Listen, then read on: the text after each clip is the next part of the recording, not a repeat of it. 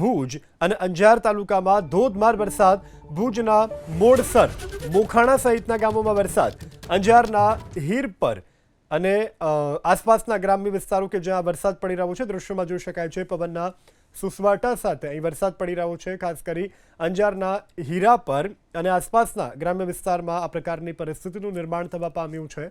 કેટલાક વિસ્તારો કે જ્યાં તેજ પવન અને કરા સાથે વરસાદ પડી રહ્યો છે. તો કચ્છના ભુજ અને અંજાર તાલુકામાં અત્યારે આ પ્રકારની સ્થિતિ છે.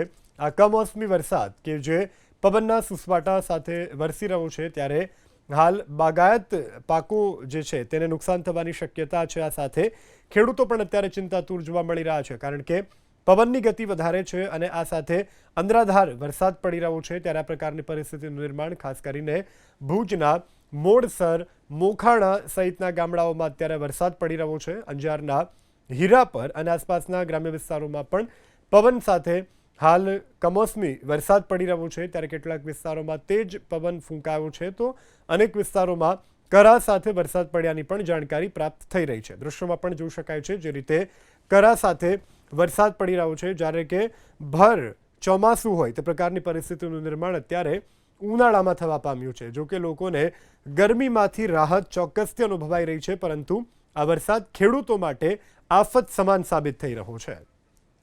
સંવાદદાતા હર્ષદ ઠાકુર ફોનલાઈનથી જોડાઈ ચૂક્યા છે. હર્ષદ, કચ્છના કયા કયા વિસ્તારોમાં કેવો વરસાદ, શું સ્થિતિ છે, નુકસાનીનો કોઈ અંદાજ, શું વધુ વિગતો? આગાહી અનુસાર કચ્છ જિલ્લાના વાતાવરણમાં પલટો જે છે તે જોવા મળી રહ્યો છે. બપોર બાદ ભુજના ગ્રામ્ય વિસ્તાર અને અંજારના ગ્રામ્ય વિસ્તારમાં વરસાદી માહોલ જોવા મળી રહ્યો છે. અંજારના હીરાપર તો ભુજના મોડસર, મોખાણા સહિત આસપાસના ગ્રામ્ય વિસ્તારમાં વરસાદ જોવા મળી રહ્યો છે. વરસાદ જે છે તે ભારે પવન સાથે વરસી રહ્યો છે.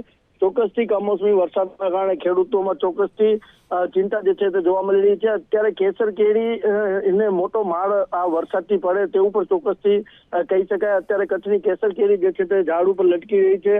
આ કમોસમી વરસાદ અને ફૂંકાયેલા ભારે પવનના કારણે ખેડૂતોને મોટા પ્રમાણમાં નુકસાની થાય તેવી પણ ભીતિ જે છે તે સેવાઈ રહી છે. જી હર્ષદ, સમગ્ર જાણકારી બદલ આભાર. તો ગીર સોમનાથના ગીરગઢડા તાલુકામાં પણ વરસાદ પડ્યો છે. તુલસી શ્યામ અને આસપાસના જંગલ વિસ્તારોમાં વરસાદ. ભારે વરસાદથી ઉનાળુ પાકમાં નુકસાનની ભીતિ. લોકોને આ ગરમીમાંથી રાહત મળી રહી છે, પરંતુ આ વરસાદ ખેડૂતો માટે આફત સમાન છે. દૃશ્યમાં જોઈ શકાય છે મધ્ય ગીરમાં આવેલું આ તુલસી શ્યામનું પવિત્ર ધામ કે જ્યાં આજે વરસાદ પડ્યો છે. આસપાસના જંગલ વિસ્તારોમાં પણ વરસાદ નોંધાયો છે. સંવાદદાતા અર્જુન ફોનલાઈનથી જોડાઈ ચૂક્યા છે. અર્જુન, તુલસીશ્યામ સહિત આસપાસના ગ્રામ્ય વિસ્તારોમાં ગીર પંથકમાં કેવો વરસાદ, શું વધુ વિગતો? ચોક્કસ જે ગીરગઢડા તાલુકામાં આવેલ તુલસીશ્યામ મંદિર છે તેની આસપાસ જંગલ વિસ્તાર અને ગ્રામ્યની અંદર પણ કમોસમી વરસાદ છે તે પડ્યો છે. ખાસ કરીને બપોર બાદ વાતાવરણમાં અચાનક પલટો આવ્યો હતો અને ત્યારબાદ જે વરસાદ છે તે શરૂ થયો હતો. અચાનક જે કમોસમી વરસાદ છે તે પડ્યો છે, જેના કારણે ઉનાળુ પાકોને પણ ક્યાંક ને ક્યાંક નુકસાન થવાની ખેડૂતોને ભીતિ સેવાઈ રહી છે. વાત કરવામાં આવે તો તુલસીશ્યામના ટિમ્બરવા, લેરિયા, પછી હાડકલા સહિતના જે ગ્રામ્ય વિસ્તાર છે તેમાં આ કમોસમી વરસાદ છે તે વરસ્યો છે, જેના કારણે ખેડૂતોમાં પણ ક્યાંક ને ક્યાંક ચિંતા જોવા મળી છે.